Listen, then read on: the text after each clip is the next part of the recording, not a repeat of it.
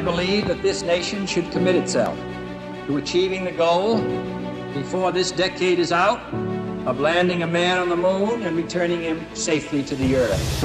No single space project in this period will be more impressive to mankind or more important for the long-range exploration of space. And none will be so difficult or expensive to accomplish. That's one small step for man, one giant leap for mankind.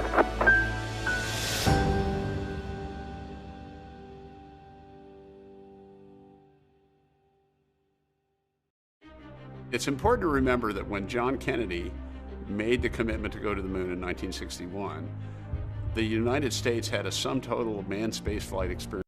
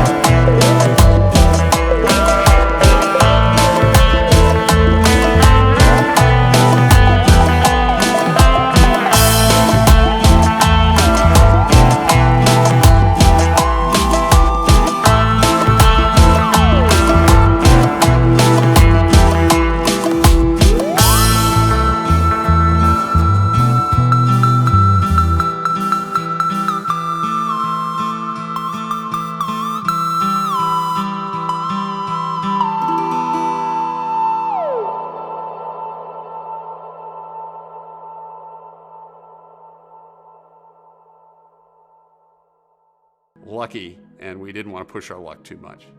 Let's talk about these individually. National will, I think, is the first and most important part of this. The folks that took us to Apollo at a management level and the younger people were people that had history in World War II. They understood that a combination of real solid industrial production and commitment was really important. You know, the generation that went to the moon on Apollo was not only used to succeeding, it understood a commitment to a large long-term goal. The country felt that Apollo had a similar kind of commitment as World War II, and it fired up the nation like nothing before. And certainly nothing in some ways has fired it up since. I think the second key issue of Apollo was money. Apollo had financial resources that we can only dream about in the space program today, or for that matter, most programs. In 1961, at the time of Kennedy's commitment, the NASA budget was just shy of $1 billion, and Apollo received about 10% of that. At the peak of Apollo spending in 1966, the NASA budget was $4.5 billion, and Apollo received just shy of $3 billion. The NASA budget at that time was something like 4% of the federal budget. We receive less than 1% of the budget today.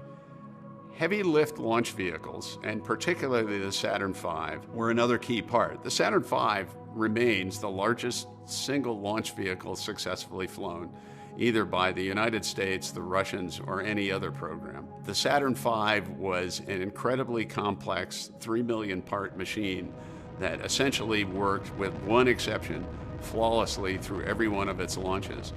Without the Saturn V, I don't think it would have been possible to do Apollo by the end of the decade. The other thing that's important about the Saturn V is that to build the Saturn V, we also had to build the infrastructure at the Cape to manage the vehicle, which included the VAB, the crawler, Launch Complex 39, all of the pad hardware, and the launch pad itself.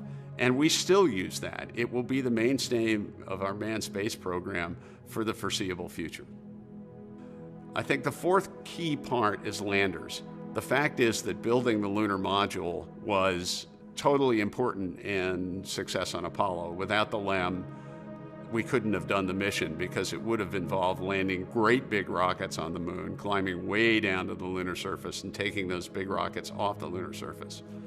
In any event, deciding to go lunar orbit rendezvous was just the start of the fun, not the end, and the lunar module was probably, prior to the Space Shuttle Orbiter, probably the most complex spacecraft that had ever been built.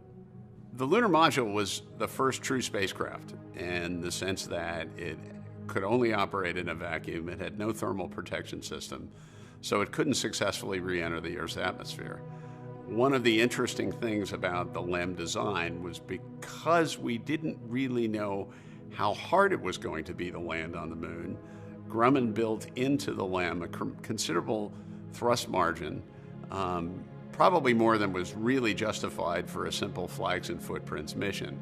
Consequently, when we went to later missions and built a Block 2 LEM, the LEM's payload capacity was sufficient to put on rovers, big science packages, consumables for 3 days on the lunar surface, and we even flew a telescope to the moon at one point.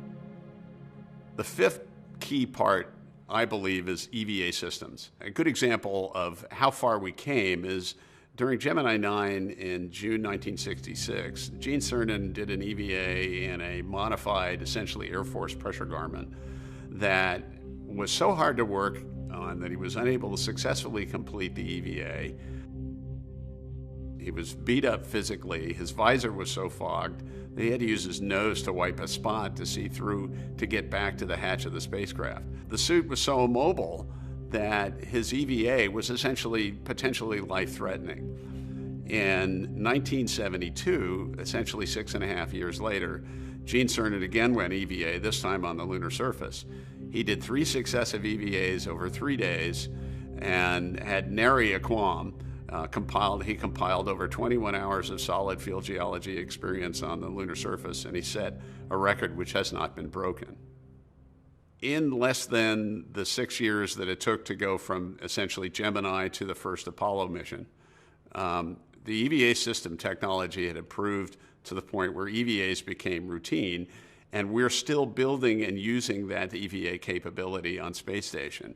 The success was a combination of, like all of this, a lot of hard work, good engineering, and a lot of experimentation.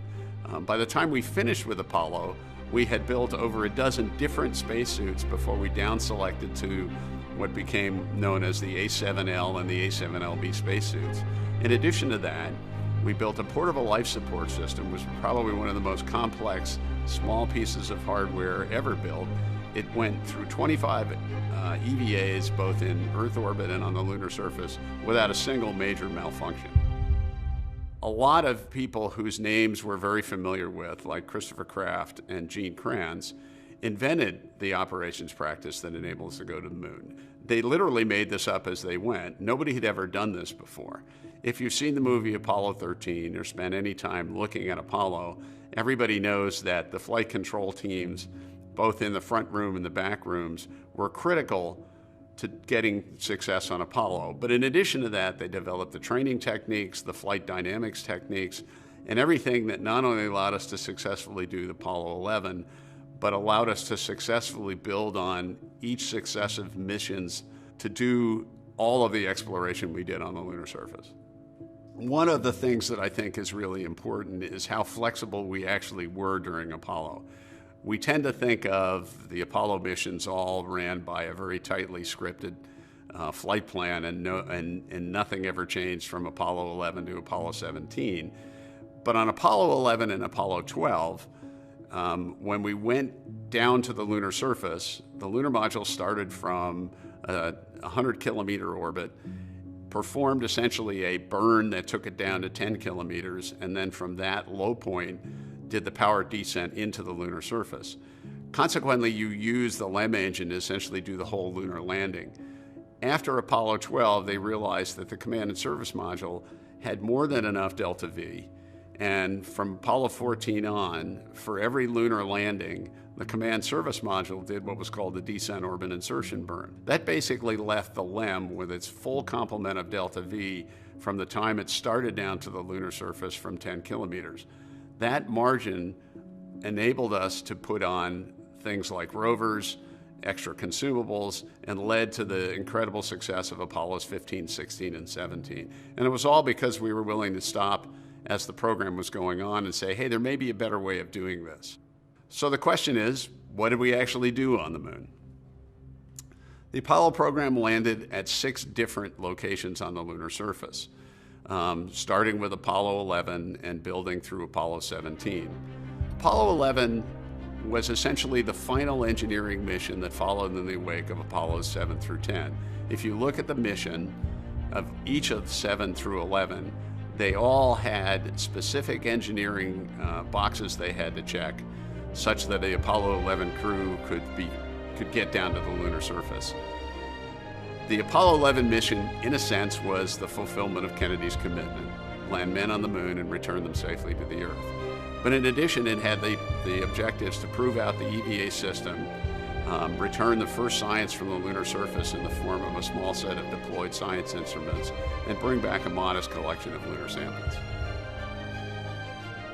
The Apollo 11 landing was a cliffhanger, even beyond the fact that it was the first lunar landing.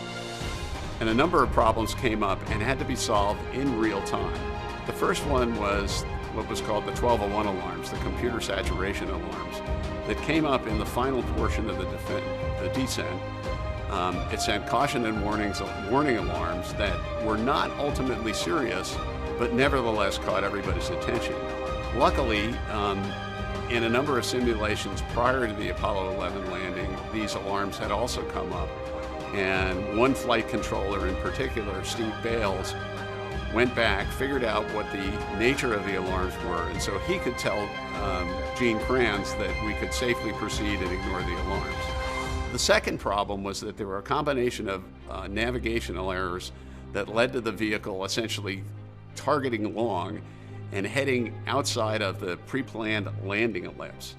The reasons were numerous, ranging from simple things like uncommanded thruster firings and essentially starting down slightly late, things like that. The bottom line, though, is when the crew pitched over, it was clear they were not going to be able to land exactly at the spot that they wanted to land. The third problem was that as the crew approached the designated landing spot, it was clear that the LEM was headed for a boulder field that was not appropriate to land at. And although Neil Armstrong essentially took a good look at the site and thought maybe if we land short, we can get close to big boulders that might be interesting scientifically, prudence took over and he proceeded downstream and landed at a more satisfactory landing area. The last problem, which was something that turned out to be an interesting problem throughout the Apollo program, was as the LEM went into its final descent from about 30 meters, the descent engine thrust sent out clouds of dust, which made landing, essentially the view of the landing site, obscured, not seriously, but enough that the crew really couldn't exactly see the ground that they were landing on. I think the really key lessons we learned from Apollo 11, which is something we keep learning, is that we need pilots flying the spacecraft. The fact is that if Apollo 11 had essentially been flying on an autopilot that the crew could not override, they would have either crashed or they would have had to abort. The second key lesson was that the lunar surface was covered up with a loose ground-up rock layer that was compacted below about 10 centimeters, but loose and fluffy on the surface. And that proved to be a bane both a bane and a blessing throughout the entire Apollo program. The third is that smart, well-motivated, and well-trained crew members greatly improved the science return. A good example of it is that Neil Armstrong realized at the end of their EVA that there would be a lot of empty space in the rock box. And rather than come back with empty space, he basically took the shovel and filled that empty space up with scooped up soil, which became one of the key soil samples, not only of Apollo 11, but of the whole lunar program. And largely on Neil's initiative, the crew walked about 100 meters west of the landing point to get a picture of Little West Crater, which proved to be the first photographic evidence we had of lunar bedrock and the depth of that regolith layer. We jump forward to Apollo 12. Apollo 12 was our first step toward doing real science on the moon, but it was still an engineering flight. Apollo 11 proved we could land on the moon, but because of the various navigational errors, it landed outside of its landing lifts, and in fact, for a while, we weren't even sure exactly where Apollo 11 landed. Apollo 12 had the objective of landing at a pinpoint spot. The question was, if we say we want to land at spot X, how close can we put the LEM down to that spot? In order to do that, they decided they needed an interesting target, and they decided that they would land within walking distance of the Surveyor 3 spacecraft, which had landed on the moon in April of 1967. In addition to that task, the crew would deploy the first ALSEP, or Apollo Lunar Scientific Experiments package, an array of science monitoring equipment that had a lifetime of about 3 years. Okay, so Apollo 12, I think it surprised everybody, perhaps even the crew, by making precision landing possible. In this case, they put the LEM down only 13 meters from their planned landing spot. That's less than 40 feet. That enabled the crew in the course of 2 EVAs to walk around and the lunar surface and get to the Surveyor spacecraft and bring parts back, proving essentially our first long-duration exposure facility. The ALSEP package proved their worth, although the deployment was time-consuming and it really took up one whole EVA. And then it proved that walking traverses in excess of 2 kilometers can be accomplished safely and easily by the crew members. Apollo 13, of course, everybody knows about, and it was a successful failure. The Apollo 13 mission landing point was considered to be sufficiently important that Apollo 14 was subsequently targeted to go to the same landing spot.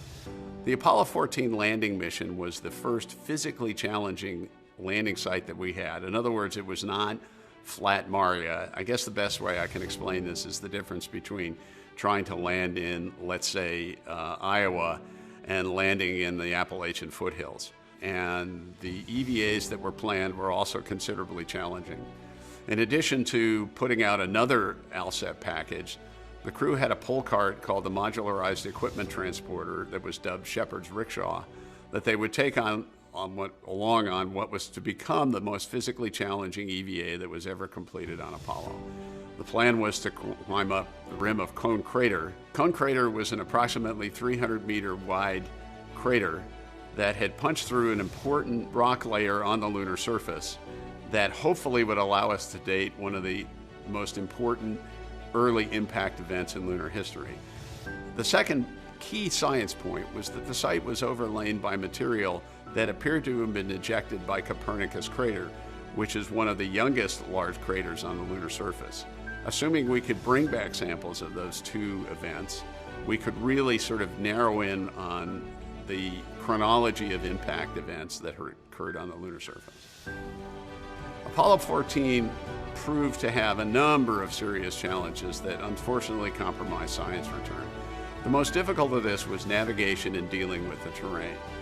The landing area, as I said, was hilly, and it was sufficiently steep that climbing those hills in the A7L pressure garment was very difficult, and pulling the modularized equipment transporter essentially proved to be impossible. The second thing is the nature of the topography and the fact that they were, in some cases, outside of the site of the LEM made navigation very difficult. The reality is that when you're on the lunar surface, there's nothing that gives you a sense of how far the horizon is, how big things are in the distance. We don't have any telephone poles, we don't have cars, we don't have trees, the things that we use on the Earth to give us a sense of how far away it is to someplace. And the lack of those things made navigation on the lunar surface very difficult. After Apollo 14, the program sort of stepped back and started considering what to do with the remaining Apollo missions. And it was decided that the Apollo 15, 16, and 17 missions were no longer to be, in effect, engineering flights, but they were going to go to high-value science targets, spend a long time on the surface, and essentially do real solid exploration of the lunar surface that had not been effective or not been possible on the first three missions. The Apollo 15 to 17 mission went to the moon with enough consumables for a 3-day stay, and more critically, a vehicle, a car called the Lunar Roving Vehicle, that enabled the crew members to essentially climb on and drive off to the sites they wanted to visit scientifically rather than walk. Now, a lot of people have this vision that the Lunar Roving Vehicle went zooming along the lunar surface. And the fact is the Lunar Roving Vehicle did not go terribly fast. In many cases, it didn't go really faster than walking. The key part of using the Lunar Roving Vehicle was because the crew members were sitting down, their metabolic rates and their use of the oxygen in the portable life support system was sufficiently slow that essentially they extended the gas tank of the Bliss. Consequently, instead of doing EVAs that were on the order of 4 hours, using the LRV, now you can get 7 or 8 hours on the lunar surface and cover far more territory than you could go if you had to walk. Apollo 15 landed on a Mare surface, essentially a flat surface, but it was located between a very considerable range of mountains called the Apennine Mountains and along the edge of a rift in the lunar surface called Hadley Rill. The mission objectives were to explore both the rill and the highland terrain, to sample lunar highland rocks in place to determine what the composition of the lunar highlands were and hopefully bring back some of the earliest pieces of the lunar crust possible. And then to sample and photograph the rill to understand how lunar rills are formed and what essentially they're telling us about the lunar surface. In addition to those objectives, the Apollo 15 mission included an enhanced ALSEP array, which had a heat flow experiment, which would require drilling holes 3 meters into the lunar regolith. Not only would it give us an understanding of the heat flow from the lunar interior, but it would also give us the deepest regolith core that we would ever get on Apollo. So Apollo 15 was a tremendously successful mission. I think the first and foremost thing that the Apollo 15 crew was to bring back a sample which became known as Apollo sample 15415, or the Genesis rock. This was a sample of the primordial lunar crust that was almost 4.2 billion years old. If you want to think of that in terms of, the entire history of the universe, that rock literally represents 1/3 of the entire age of the universe, and it is in fact one of the oldest rocks we've ever had our hands on. In addition to that, photo documentation of the wall of Hadley Rill enabled us to understand how lunar lava flows were erupted and changed and improved our understanding of lunar geologic processes throughout the whole history of the moon. In addition to that, the Lunar Roving Vehicle proved its worth. It took crews up slopes in excess of 20 degrees and at distances far beyond where the crews had walked on Apollo 11, 12, and 14, went out to, in fact, 5 kilometers. The Apollo drill proved to be somewhat problematic, particularly in extracting the core out of the lunar surface. It became so difficult that, in effect, it ended up having Dave Scott bang up his shoulder and screw up his fingers, and between the physical exertion, Jim Irwin was later found to have had some cardiac irregularities, which proved to be a minor heart attack on the lunar surface. The timeline and ground supervision at times proved to be problematic in light of what the crew was seeing in the field, which led to the understanding that when the crew's on the ground in the field, they are in effect the experts. Apollo 16 was the first and only, in effect, pure highland site that we visited on Apollo. When you look up at the moon on a given evening, you'll see the dark areas and the light areas. The light areas are what we call the highlands, and Apollo 16 was the only flight that essentially landed on a pure highland site. The mission objective was to collect geologic observations on a number of highland landforms, which were thought to represent volcanoes in the lunar highlands, as well as set up another ALSEP array. The mission was notable for a number of reasons. The first is that poor photography from previous missions meant that we really didn't have a good understanding of what the landing site topography was going to look like. In fact, the smallest thing we saw at the Apollo 16 site prior to the mission itself was about 20 meters in diameter. So the bottom line was that it was a pure flying job from pitch over to landing. And the reality is when the crew pitched over, they were seeing the landing site for the first time. In addition, the site geology turned out to be different from what the scientists had thought it would be before the mission. And consequently, a lot of the mission plans went out the window. However, the quality of the geologic training that the crew had enabled them to just basically take over and do a field investigation, just like they hadn't ever had any training on what they thought they were going to find on the lunar surface. The Apollo 16 results made it another extremely successful mission. It did point out that the best scientific reasoning can lead to the wrong conclusion, particularly when you're going someplace that nobody's ever been before. And what you have to do is learn to fall back on your training and move forward, regardless of what you thought you'd see in the first place. The samples indicated that the lunar highlands were geologically extremely messy. They were dominated by large impacts, and there was no evidence of lunar volcanism, contrary to what we thought we'd see before we went on the mission. The mission also showed that having crew members that had an extensive geologic training gave us the confidence to move forward without having to essentially have the ground drive the crew as if they were carbon-based robots. And the Apollo 16 crew did a fantastic job in spite of the fact that they were seeing something they didn't expect to see.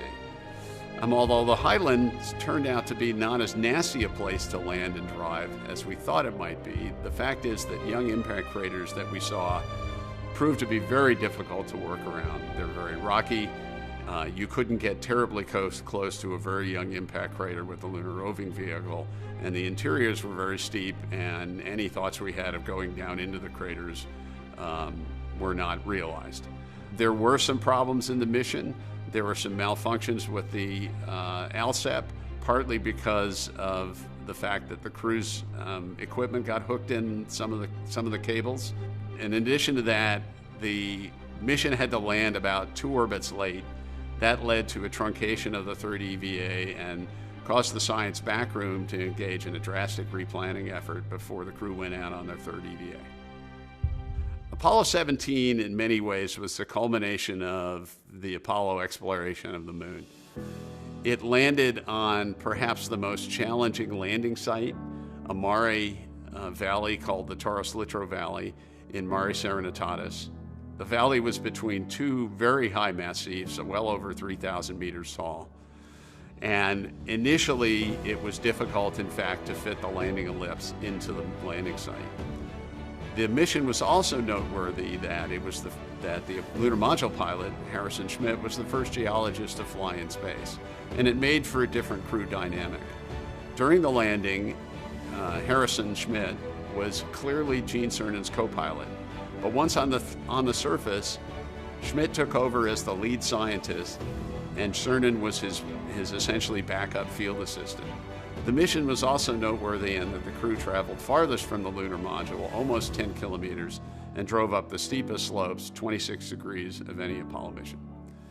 The Apollo 17 had probably the best science return of any Apollo mission. This was affected largely by the fact that you had a geologist on the crew, but you also had a commander on the crew who had his own set of observational skills and high-quality geologic training. And the dynamic between the two of them led to very impressive geologic observations. The landing site also cooperated in that it provided the best access to rocks that could be tied through things like boulder tracks to bedrock units exposed on the upper reaches of the adjacent massifs.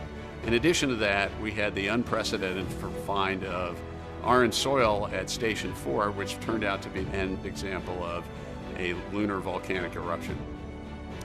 In addition, there were a number of new geologic tools which allowed more samples to be collected with very minimal hits to the timeline by simply scooping dirt off the lunar roving vehicle while you're driving around. There were a few operational glitches, as on Apollo 15, the lunar roving vehicle fender failed, and that ended up showering both the crew members and the lunar roving vehicle with dirt from the lunar surface. However, the ground got together and basically built through photographs, clamps, and good old-fashioned duct tape a new fender which proved its value. So I want to talk a little bit about why Apollo matters. You know, we look back on Apollo with a certain amount of nostalgia, but we don't always think about why Apollo was so important. The first critical thing about Apollo was it taught us that the moon is not simply a big dust ball collected up from the remnants of the solar system formation. Prior to Apollo, we thought that the moon was essentially a big dust ball and that processes both on the moon and by implication the Earth were essentially through most of geologic history quiescent. The reality is we discovered that from the Apollo samples that the formation of the moon was incredibly violent, involving massive impacts and essentially melting of the moon itself down to several hundred kilometers, something that prior to Apollo wasn't even considered possible. And in addition, the implication was if it happened to the moon, it happened to Earth. Essentially, as we have gone through the solar system with spacecraft since Apollo, Mars to the outer planet satellites to even places like Mercury and Venus, it has showed us that the history of the moon is the history of the solar system. So in large part, it's not too far to say that our entire understanding of the history of the solar system and the processes extant has completely changed as a result of the Apollo samples. The second critical part about Apollo that I think really matters is that we learned how to build robust spacecraft that could successfully complete a nominal mission and also could respond to contingencies in a way to bring their crews home safely. Apollo spacecraft had few single-point failures and dead ends that would affect negatively crew survival and mission accomplishment. Apollo 13 has often been described as a successful failure in that the scenario was something that had never really been practiced and we had to make up as we went, but nevertheless successfully brought the crew home. The other accomplishments that I think are critical is the Apollo 12 landing within 13 meters of its designated point showed that you can land on planetary surfaces from orbit, and it's not just simply a matter of guessing where you land, that you could control a landing to a specific spot. In addition to that, the ability of the lunar module to accommodate an increase in lunar surface time and delivered mass to the surface was critical. The third reason why Apollo matters is that we learned how to do successful manned spaceflight. Prior to Apollo and the commitment to do Apollo, we really didn't know how to do what we do routinely now. The whole complement of forward control rooms, back rooms, mission support rooms, controllers, everything that we know now about how to do spaceflight grew out of Apollo. And without that, doing shuttle, doing space station would have been impossible. The fourth reason why Apollo matters is that we learned to build very large boosters, culminating in the Saturn V. The Saturn V could deliver to orbit the equivalent mass of the Atlas and Mercury spacecraft that we'd been flying to orbit only 6 years earlier. Without large boosters, shuttle would have never happened, we would have never built space station, and we certainly would have never done Apollo. The fifth reason why Apollo matters is that we learned how to do scientific exploration of a planetary surface with humans. This went from pressure garments that enabled the crew to get safely outside their spacecraft, portable life support systems that enable us to get well away from a landed spacecraft, rovers that could transport the crew to significant distances, up to almost 10 kilometers on Apollo 17 and potentially farther, and scientific instrument packages that could be installed on a surface and run reliably for years. So there is some sense in some scientific communities that I consider to be both ignorant and arrogant that little science was produced from Apollo. But as I alluded to earlier, nothing could be further from the truth. Everything we now know about the history of the solar system came from Apollo. And we got that information because we had crew members that could do the scientific investigation process. So there are a lot of lessons from Apollo for future exploration, but in my opinion, there's a number of really key ones. The first thing is that things break despite your best designs and plans.